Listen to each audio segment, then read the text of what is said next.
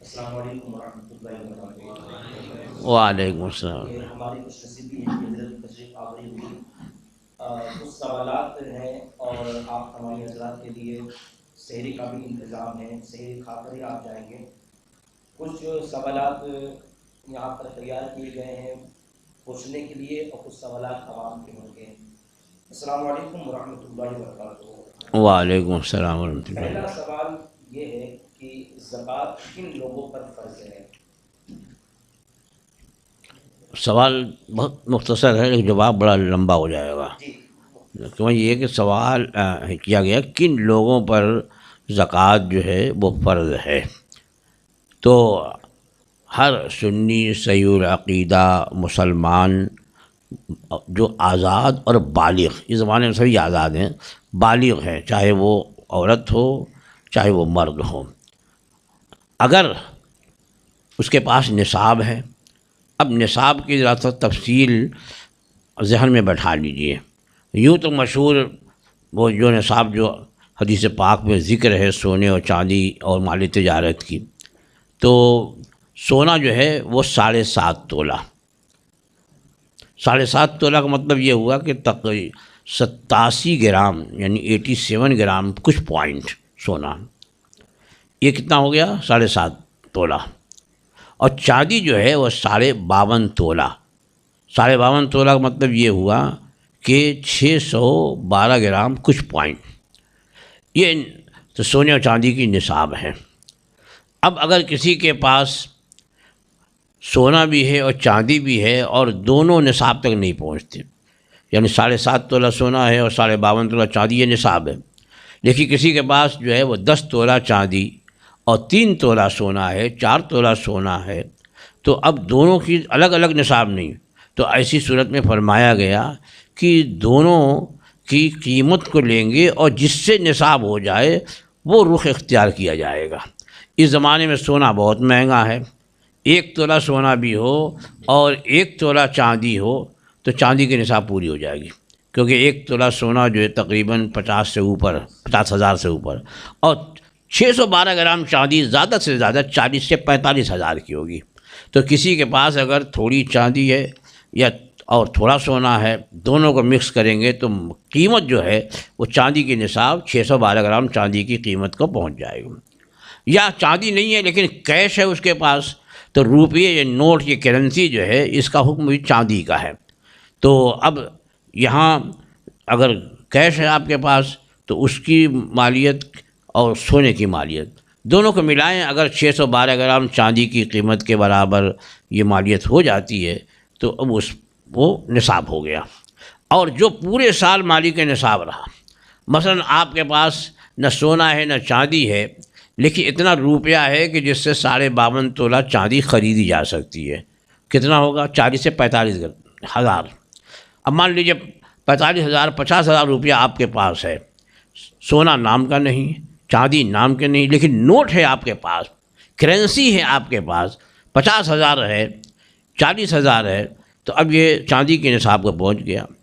اب اگر پورے سال آپ اتنے روپیے کے یا اس سے زیادہ روپیے کے مالک رہے تو جب سال پورا ہو تو سال کے اخیر میں آپ کے پاس جتنا مال ہوگا، جتنی رقم ہوگی، اس سب کی زکوٰۃ نکالنی ہوگی، چاہے وہ 1 دن پہلے ہی کیوں نہ آیا۔ مثلا یہ کہ سال کے شروع سے لے کر کے 11 مہینے تک تو آپ کے پاس 50,000 روپئے تھے، اور 11 مہینے کے بعد 12ویں مہینے میں آپ کے پاس 50,000 روپئے اور آ گئے، اب 1 لاکھ ہو گئے، اور 1 لاکھ پر اب یہ سال پورا ہو رہا ہے، 12 مہینے پورے ہو رہے ہیں، تو اب 12 مہینے جب پورے ہو رہے ہیں، پورا سال جب پورا ہو رہا ہے، اس وقت جتنے کے آپ مالک ہوں گے اتنے کی زکوٰۃ آپ پر فرض ہوگی، بشرطے کہ آپ پر قرض نہ ہو۔ اگر قرض ہے تو قرض کو مائنس کریں گے، اس کا وضع کرنے کے بعد جو بچے گا اس پر زکوٰۃ ہوگی۔ ایسے ہی اگر سال کے شروع سے آپ جو ہے 2 لاکھ 3 لاکھ 2 لاکھ 3 لاکھ کے مالک تھے، لیکن سال کے اخیر میں آپ 50,000 کے مالک رہ گئے تو 50,000 پر زکوٰۃ ہوگی۔ یہ نہیں جوڑنا جائے کہ بھئی دیکھو اتنے مہینے میں اتنا تھا، اتنے میں اتنا نہیں، جو خرچ ہو گیا اس پر زکوٰۃ نہیں ہے، جو بچت اخیر میں ہوگی اس پر زکوٰۃ ہوگی۔ تو یہ اور زکوٰۃ کتنی ہوگی؟ زکوٰۃ جو ہے وہ 2.5%، 2.5% مطلب یہ کہ 100 میں 2.5 روپیہ، 1000 میں 25 روپیہ، 1,00,000 میں 2,500 روپیے، بس اتنے ہی ہے زکوٰۃ، زیادہ نہیں ہے۔ اور کسی کو تاریخ یاد نہ ہو کہ وہ صاحب نصاب کب بنا تھا، تو وہ کس طرح یہ متعین کرے کہ یہ تاریخ میں میرا سال پورا ہو رہا ہے اور مجھے اس سال اس تاریخ کو زکوٰۃ نکالنی ہے؟ دیکھیے تاریخ یاد تو اکثر لوگوں نہیں رہتی ہے، تو اندازہ تو ہوگا، اسے تحریری کرے، کیونکہ کم از کم اتنا ہوتا ہے بھائی کہ جنوری کے مہینے میں یا فروری کے مہینے میں یا رمضان میں یا محرم میں جو مجھ کو میرے پاس اتنا مال آ گیا تھا، اتنا مال آیا تھا، اور اس کے بعد پھر میرے پاس جو ہے کم از کم اتنا رہا۔ تو اب جب اگلا سال آیا جنوری کا یا اگلا سال محرم کا، تو اس اعتبار سے اگر آپ کو اندازے میں محرم ہوتا ہے تو آپ ذی الحجہ پکڑ لیجیے، تاکہ اس سے کچھ پہلے کا ہوگا تو اب اس میں کسی طرح کا خدشہ نہیں رہ جائے گا۔ تو ایک اندازہ ہر آدمی لگا ہی سکتا ہے۔ جیسے اب میں ہوں، اب جب میں پڑھتا تھا تو میرے پاس اتنے پیسے نہیں تھے، پڑھنے کے بعد جب میں مدرس ہوا اس زمانے میں بڑی مختصر شروع میں تنخواہ تھی، وہ 400 روپئے، اور 400 میں نصاب ہوگی نہیں، ختم ہو جاتا تو مہینہ پر۔ پھر جب بمبے آیا، بمبے آنے کے بعد جب رمضان شریف آیا اور کچھ نذرانے ملے تو نصاب تک پہنچ گئے۔ اب مجھے اندازہ ہو گیا اب جب رمضان آتا ہے تو میرا نصاب پورا ہو جاتا ہے سب سے، تو الحمدللہ مجھ پر زکوٰۃ فرض ہے اور میں دیتا بھی ہوں۔ ہاں، اس لیے کوئی نذرانے کے نام پہ زکوٰۃ نہ دینے لگے۔ ہاں نہیں تو بہت آسان ہوتا ہے نا، امام صاحب کو دیا، امام صاحب کو دیا، زیادہ ثواب ملے گا، اور امام صاحب خود ہی مالک نصاب ہے تو کیسے قبول ہوگی؟ جی۔ عورت اگر حاملہ ہو اور روزہ رکھنے میں اسے بہت دشواری ہو رہی ہے، اس صورت میں وہ کیا کرے؟ ہاں، اگر حمل والی ہے تو اسے اجازت ہے، اگر روزہ نہیں رکھ سکتی تو بعد میں روزے کی قضا کرے، جتنے روزے چھوٹے ہیں اتنے دنوں کی قضا جو ہے وہ بعد میں جب ولادت ہو جائے، اس کے بعد پاک ہو جائے، اب روزہ رکھنے کی قوت آ گئی تو اب قضا کرنی پڑے گی۔ یعنی یہ سوال شاید اس لیے ہوا ہوگا کہ شاید فدیے میں کام چل جائے، تو اس سے کام چلنے والا نہیں ہے۔ اگر کسی نے فدیہ دے دیا اب بعد میں طاقت ہوئی تو فدیہ نفل ہو جائے گا، قضا پر فرض ہوگی۔ اگر ایسا کوئی ضعیف شخص ہو جو روزہ رکھ ہی نہیں سکتا اور نا امید ہے آگے، اس کے بارے میں وہ کیا کرے؟ ہاں، اگر اتنا ضعیف ہے، کمزور ہے کہ وہ روزہ نہیں رکھ سکتی، جس کو شیخ فانی کہتے ہیں، کہ اب اس کو اتنی طاقت نہیں ہوگی کہ وہ کسی بھی موسم میں روزہ رکھ سکے، اس کی امید نہیں ہے، تو وہ شیخ فانی ہے، تو وہ اب ہر روزے کا فدیہ دے گا۔ ہر روزے کا، یعنی ایک روزے کا فدیہ ایک صدقہ فطر کے برابر، جو آپ دیں گے نا بھی رمضان کے اخیر میں صدقہ فطر ادا کریں گے، تو ایک روزے کا ایک صدقہ فطر کے برابر فدیہ ہوگا۔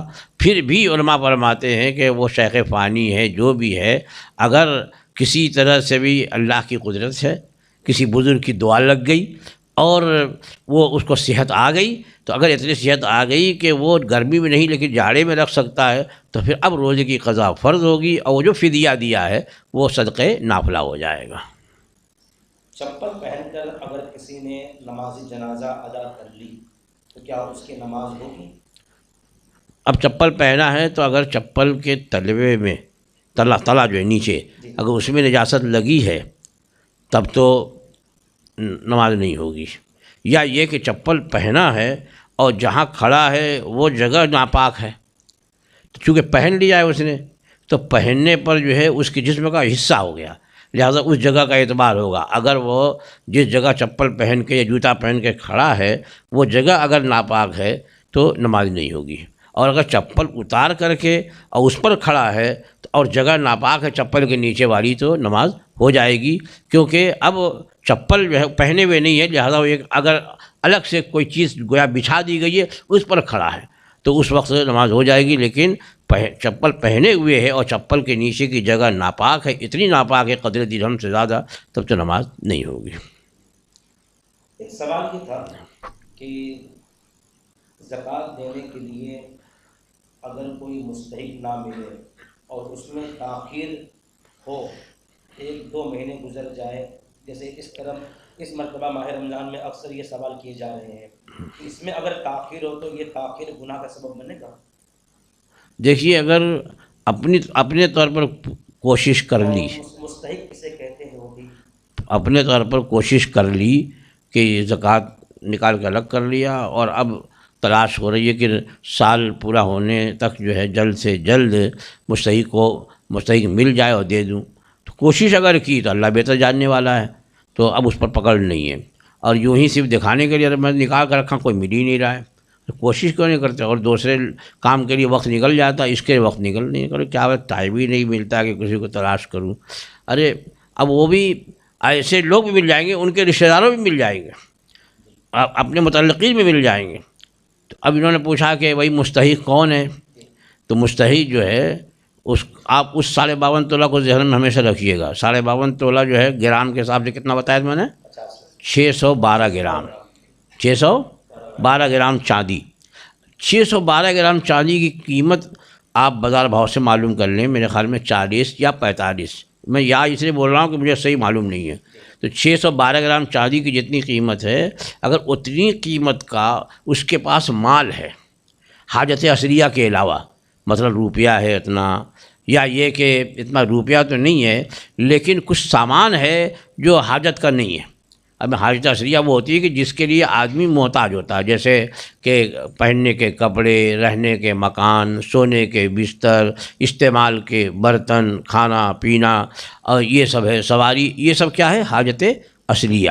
تو حاجت اصلیہ کو چھوڑ کر اگر اس کے پاس کوئی سامان ہے جو 612 گرام چاندی کی قیمت کے برابر ہے، جیسے ٹی وی ہے، ویڈیو ہے، یا اسی طرح کیمرے ہیں، یعنی وہ جو فالتو چیز ہے جو حاجت اصلیہ میں نہیں شمار ہوتی، تو اب ایسی چیز، اب اس کی قیمت جو ہے اس پر زکوٰۃ تو نہیں ہے، یعنی اس مال پر زکوٰۃ نہیں ہے، لیکن اتنی قیمت کا مال ہوگا تو جو صاحب مال ہے، جو اس کا مالک ہے، وہ فقیر نہیں رہے گا شرعی طور پر.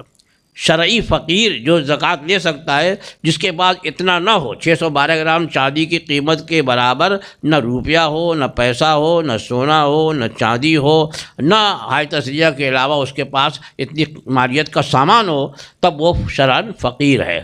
انما الصدقات للفقراء والمساکین. تو فقیروں کے لیے ہے زکوٰۃ. اگر وہ فقیر کون؟ یعنی کہ ہر بھیک مانگنے والا فقیر نہیں، شرعی طور پر جو فقیر بولے بتایا نا، کہ شرعی طور پر فقیر وہ ہے کہ جو 612 گرام چاندی کی قیمت کا مالک نہ ہو. اب وہ مالک ہونا شاید اصلیہ کے علاوہ ہو، یا ڈائریکٹ روپیہ ہی پیسہ ہو اتنا. یا بہت سے عورتیں ہوتی ہیں وہ زکوٰۃ مانگتی ہیں کہ بیوہ ہے اور ہاتھ میں جو سونے کی منگڑی پہن کے آئے، تو اب وہ کہ بیوہ ہونا جو ہے یہ مستحق زکوٰۃ ہونے کے لیے کافی نہیں. نہ بیوہ ہونا، نہ یتیم ہونا، نہ نابینا ہونا، نہ ایک ہاتھ غائب ہونا، نہ ایک پیر غائب ہونا. اگر اس کے پاس اتنا روپیہ ہے، اتنا مال ہے، تو وہ لے نہیں سکتا زکوٰۃ. یہ بات کو اچھی یاد رہے.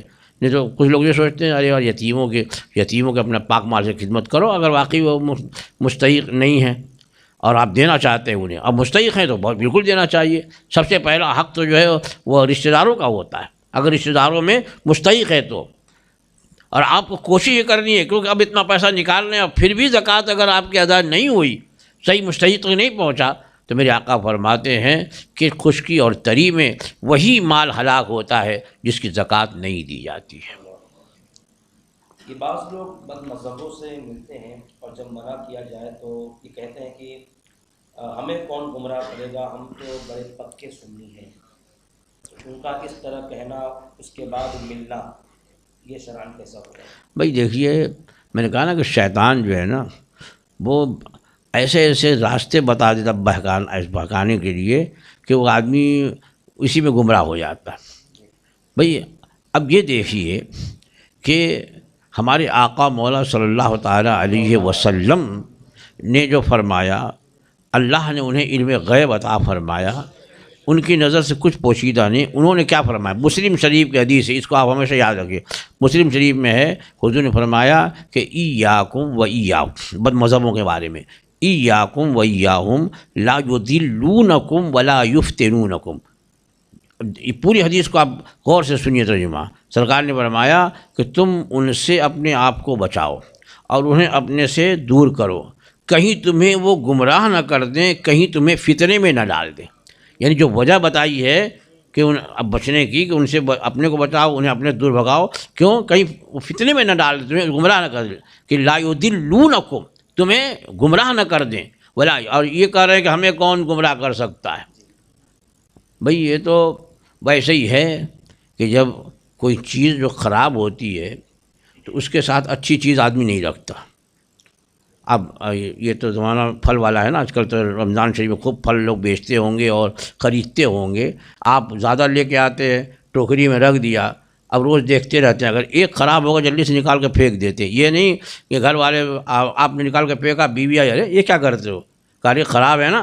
خراب ہو کیا ہوا؟ ایک خراب ہے، 50 تو صحیح ہے نا. یہ 50 مل کے اس کو صحیح کر دیں گے. تو آپ بیوی کی منطق سن لیں گے کہ بھئی وہ 50 ہے، یہ ایک ہے، واقعی 50 مل کے اس کو اچھا کر. پتہ چلا کہ دوسرے دن 2 خراب، تیسرے دن اور خراب، تو پوری ٹوکری خراب. تو وہاں تو آپ پیسہ جا رہا ہے، دکھ رہا ہے.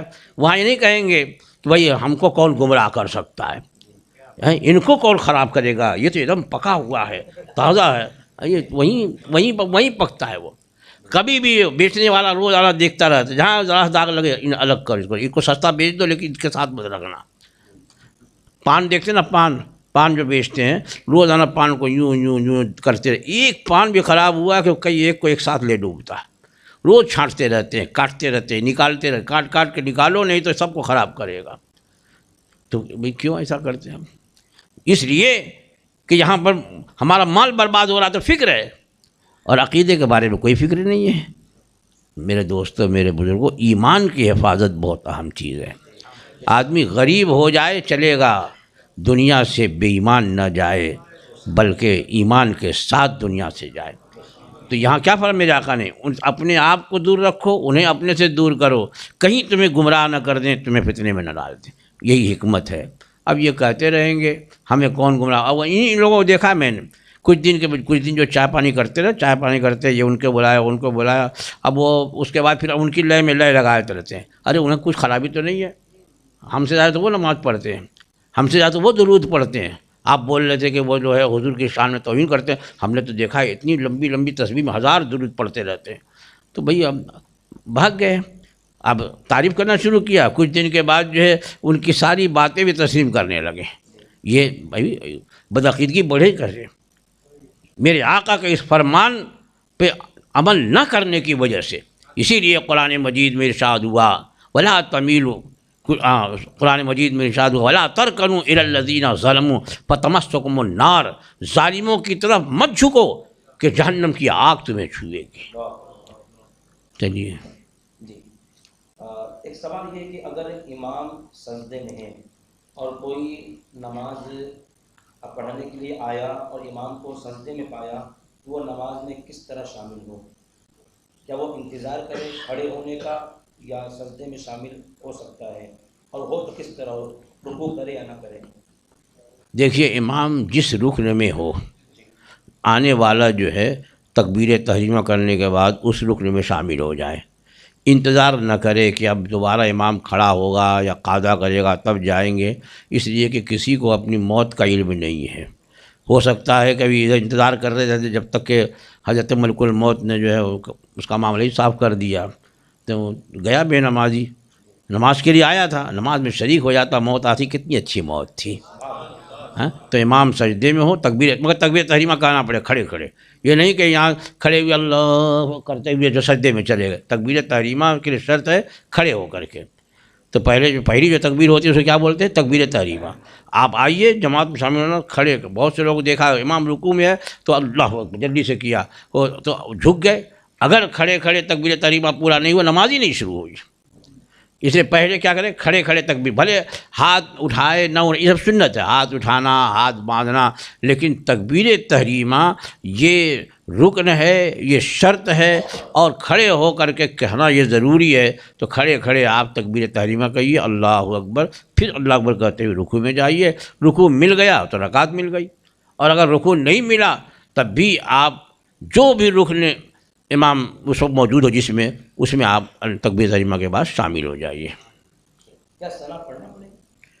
نہیں، ثنا کی ضرورت نہیں ہے. تکبیر تحریمہ کہنے کے بعد جو ہے، ہاں اگر امام قیام میں ہے اور قرات نہیں کر رہا ہے، زور سے آہستہ قرات کر رہا ہے، تو اب ثنا پڑھ سکتے ہیں.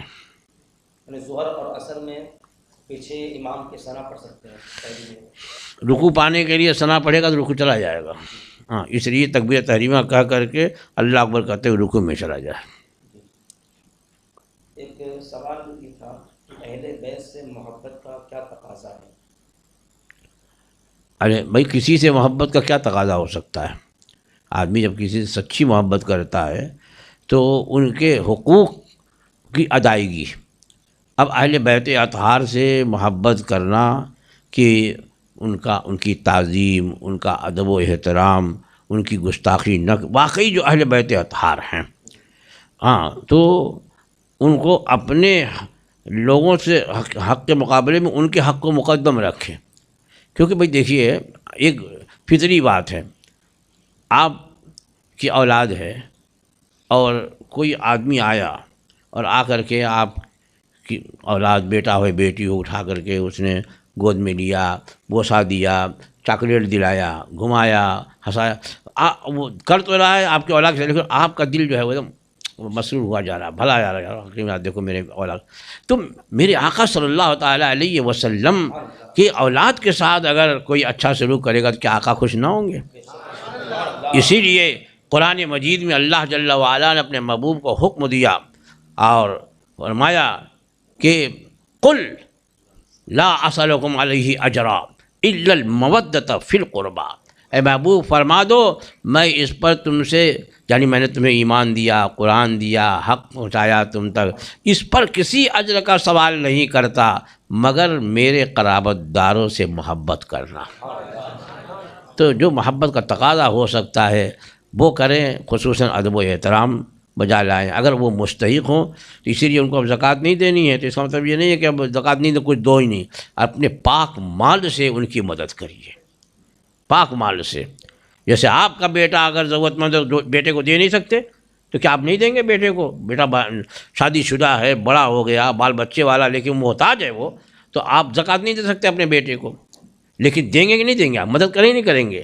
اسی طرح تو ہم اپنے بیٹے کی مدد کریں گے تو رسول اللہ صلی اللہ تعالی وسلم کے آل پاک کیا اس سے مستحق نہیں ہے؟ وہ ضرور مستحق ہیں، اسی لیے ان کو زکوٰۃ نہیں دینی ہے، آپ اپنے مال سے ان کی خدمت کریے، پاک مال سے خدمت کریے۔ کوئی سوال؟ تراویح ہمارے یہاں مسئلہ ایک دو تراویح ہوتی ہے، تو اعتکاف میں بیٹھے ہیں لوگ، تو دوسری تراویح میں وہ نماز میں شامل ہوں یا بیٹھے خاموش؟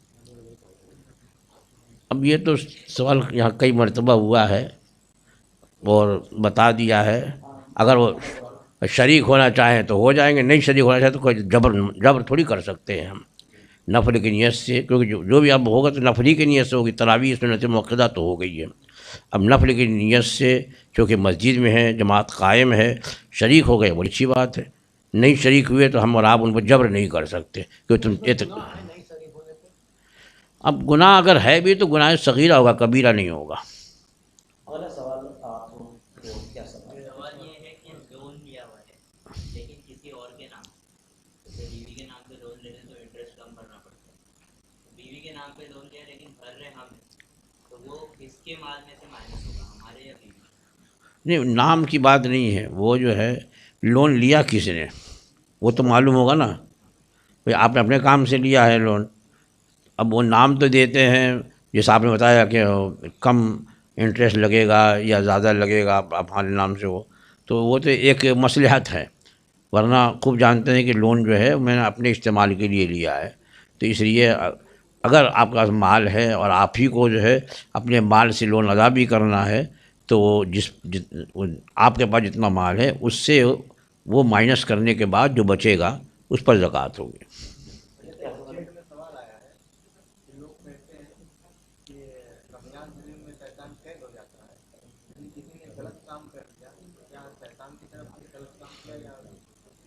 یوٹیوب لائیو جو ہے پروگرام چل رہا ہے، تو چیٹ کے اندر بھی کچھ احباب سوالات کر رہے ہیں کہ رمضان شریف کے اندر جو شیطان قید ہو جاتا ہے تو جو کچھ لوگ برائیاں کرتے ہیں اس کا کیا معنی ہے؟ ارے بھائی، شیطان قید ہوتا ہے لیکن اس نے جو ہے وہ اتنے زمانے تک جو ہمارے نفس کو اب مسخر کر کے رکھا تو وہ تو ختم نہیں ہوا نا۔ بھئی ہر آدمی کے پاس جو ہے وہ دو طرح کے نفس ہیں، ایک کا نام ہے نفس امارہ اور ایک کا نام ہے نفس لوامہ۔ تو نفس جب آدمی پیدا ہوتا ہے تو یہ دونوں برابر ہوتے ہیں.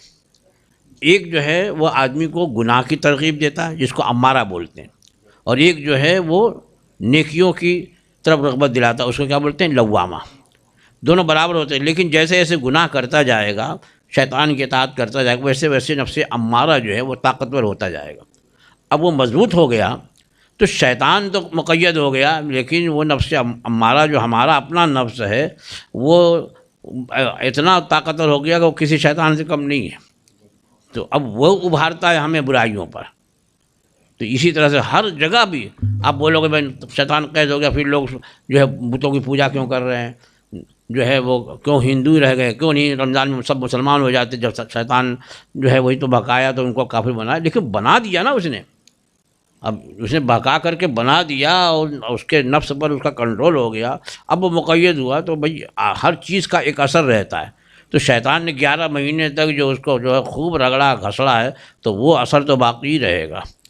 بھائی جیسے مان لیجئے کہ ابھی یہاں آگ جلائی گئی، اب یہ زمین گرم ہو گئی، خوب تپ گئی، یا اس میں آپ کوئی چیز ڈال دیں، اب وہ بالکل سرخ ہو جائے، اب اس کے بعد اب آپ اس کو نکال لیے، وہ لوہا گرم ہو گیا، اب آگ میں نہیں ہے، آگ بجھا دی گئی، کیا لوہا بھی فوراً جو ہے اس کا گرمی کم ہو جائے گی؟ اسی طرح سے ہمارے نفس کو جو اس نے 11 مہینے تک خوب استعمال کر کے ایک دم اس کو ایک دم اپنے قبضے میں کر لیا، اب وہ بند ہو گیا، لیکن اس کا یہ جو اثر ہے وہ تو رہے گا ہی، وہ رہے گا. اسی لیے روزے کی حکمت ہے کہ روزہ رکھ کر کے آدمی اپنے نفس امارہ پر کنٹرول کرے، تاکہ اب 11 مہینے تک یہ کنٹرول رہے گا تو شیطان ہمارے کو جلدی قابو نہیں پائے گا. سوال یہ ہے کہ مال تجارت میں کس بھاؤ سے زکوٰۃ نکالی جائے؟ جس قیمت سے مال لیا ہے یا جو MRP ہے، MRP،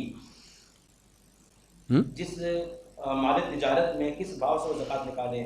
جس قیمت سے وہ لیا ہے یا جس قیمت میں بیچنا ہے؟ ہاں، جو قیمت میں بیچ رہا ہے وہ اس قیمت کا اندازہ لگائے گا. کبھی ایسا ہوتا ہے کہ وہ طے ہوتا ہے کہ سامنے والا پارٹی کیسا ہے، مطلب وہ 300 والا ہے تو 300 میں نکالے گا، کبھی 500 والا ہے 500 میں نکالے گا، کس طرح طے؟ بھائی دیکھیے، ہر تاجر کو معلوم ہے کہ یہ منیمم کتنے میں جائے گا، اس انداز زکوٰۃ نکالے، اور اگر زیادہ میں بیچ دیا ہے تو اس کے پاس جو مالیت آئی ہے اس کی زکوٰۃ نکلے گی.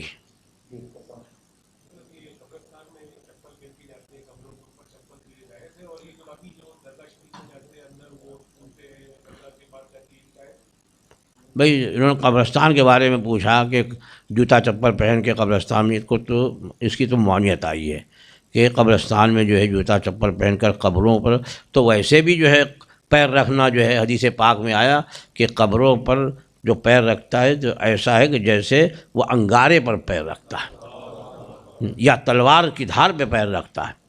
تو اس لیے قبروں پر ہرگز پیر نہ رکھے. یہاں تک کہ پیر رکھنا تو دور کی بات ہے، ایک شخص کو حضور نے دیکھا کہ قبر سے ٹیک لگا کے بیٹھا ہے تو اس کو فرمایا کہ قبر سے ہٹ، کہ تو صاحب قبر کو تکلیف مت دے، ٹیک لگانے سے اس کو تکلیف پہنچ رہی ہے.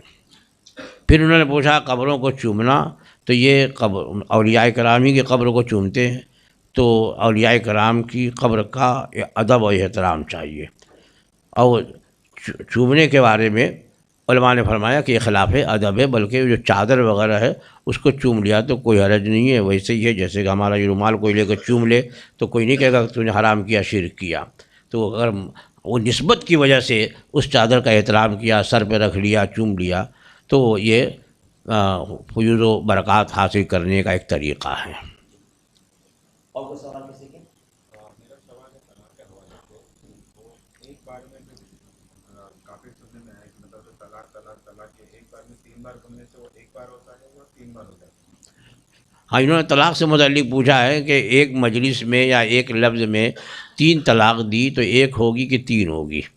تو جس مذہب جو جمہور کا مذہب ہے، جمہور صحابہ اور تمام ائمہ مجتہدین، تمام تابعین، ان کا مذہب جو ہے وہ یہی ہے کہ ایک مجلس میں اگر کسی نے 3 طلاق دی اپنی بیوی کو تو تینوں واقع ہو جائے گی.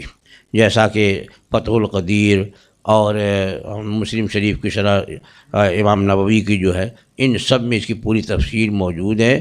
اور زمانے صحابہ سے اس پر اجماع ہے، اور اتنا وقت نہیں ہے کہ اس کی میں تفصیلات میں جاؤں۔ بہرحال حکم یہی ہے کہ ایک مجلس میں یا دو مجلس میں کہ تین مجلس میں ایک جملے میں بھی اگر کہا اپنی بیوی کو اس نے کہ میں نے تجھ کو 3 طلاق دی تو 3 ہی مانیں گے، اور اگر الگ الگ کہہ کر کے کہا کہ تجھے طلاق تجھے طلاق تجھے طلاق، اور وہ عورت جو ہے ابھی مدخولہ نہیں ہے، یعنی نکاح تو ہوا ہے لیکن اس کے ساتھ جو ہے وہ ہم بستری وغیرہ نہیں ہوئی ہے، تو ایک مرتبہ جب الگ الگ بولے گا تو پہلی میں سے طلاق سے وہ بائن ہو جائے گی اور بقیہ 2 لغو ہو جائے گی۔ لیکن اگر اس کے ساتھ وہ رہ چکی ہے، یعنی اس سے ہم بستری ہو چکی ہے یا خلوت سیاح ہو چکی ہے اور اس نے الگ الگ 3 طلاق دی تو تینوں پڑ جائے گی اس پر۔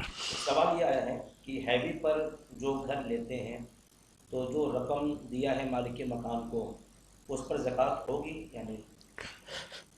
اصل میں زیادہ تر اندازہ یہی ہے کہ وہ جو رقم دی جاتی ہے وہ بطور قرض ہے، اس لیے کہ یہ دینے والا بھی اسی نیت سے دیتا ہے کہ وہ اس کو استعمال کرے، اور لینے والا بھی اسی لیتا ہے کہ اس کو استعمال کرے گا، اور کائے کو حوی لے گا تو اب وہ قرض ہے، اور قرض پر زکوٰۃ تو فرض ہے لیکن ادائیگی ابھی واجب نہیں ہے۔ اگر ادا کرے تو ٹھیک ہے، نہیں تو جب وہ واپس ملے تو ہر سال کی جوڑ کر کے اسے زکوٰۃ دینی ہوگی۔ کیا کوئی یہ مسئلہ بھی ہے کہ جو روم کی جو قیمت ہے اس پہ وہ زکوٰۃ ادا کرے گا؟ ہیوی پر گھر لے لیا، اب جو روم کی جو قیمت ہے اس پر زکوٰۃ ادا کرے گا؟ کائے کو ادا کرے گا؟ دینے والا، جی دینے والا۔ کون دینے والا؟ جو روم کرائے پہ دیا ہے، وہ کرائے پر دیا ہے نا، اسے بیچا تھوڑی ہے بھائی۔ جو زکوٰۃ جو ہے وہ مال تجارت پر ہے۔ اگر آپ نے مکان خریدا تجارت کی نیت سے، مثلا جیسے آج کل جو ہے ٹاور بن رہا ہے، ابھی بننے سے پہلے ہی اس کا نقشہ پاس ہو جاتا ہے، عام کر دیا جاتا ہے، اب اس میں لوگ فلیٹ بک کراتے ہیں تو اب اس میں وہ 12ویں مالے پہ 13ویں مالے پر اتنا اور اتنا اتنے اسکوائر فٹ، اور نیت یہ ہوتی ہے کہ اس لیے خرید رہے تاکہ جب ہمیں ملے تو ہم اس کو بھاؤ جب اس وقت تک خوب بڑھ جائے گا تو ہمیں نفع ملے گا، اس سے تو بیچنے کی نیت سے خریدا۔ اور کچھ لوگ خرید رہے ہیں رہنے کی نیت سے کہ چلو میں نہیں رہوں گا لیکن میں اپنے بیٹے کے لیے لے رہا ہوں، یا کچھ لوگ خرید رہے ہیں جس دکان وغیرہ کی اس کو کرائے پر دیں گے تو ان پر زکوٰۃ نہیں ہے۔ جو دکان خریدی کرائے پر دینے کے لیے یا خود چلانے کے لیے، یا جو مکان خریدا اپنے رہنے کے لیے یا بیٹوں کے رہنے کے لیے یا کرائے پر دینے کے لیے، اس پر زکوٰۃ نہیں ہے۔ ہاں وہ فلیٹ وہ مکان وہ زمین اس نیت سے خریدی کہ بھاؤ بڑھ جائے گا تو اس کو بیچیں گے، تو بیچنے کی نیت سے خریدا تو اب وہ مال تجارت ہے، اور جتنی اس کی قیمت ہوگی اس پر زکوٰۃ ہوگی ہر سال۔ وہ بیچنے کی نیت سے ہی خریدا ہے۔ یہاں تو ابھی وہ کرائے پر دینے کی بات ہو رہی تھی۔ نہیں، جب اس نے مکان بنایا تھا تو بیچنے کی نیت سے بنایا تھا، پھر وہ ہیوی ڈپازٹ پہ دے دیا۔ ہاں تو اب اگر اس نے بنایا تھا بیچنے کی نیت سے لیکن اب اس کی نیت بدل گئی اور کہ کرائے پر دے رہا ہے تو اب وہ مال تجارت نہیں رہا۔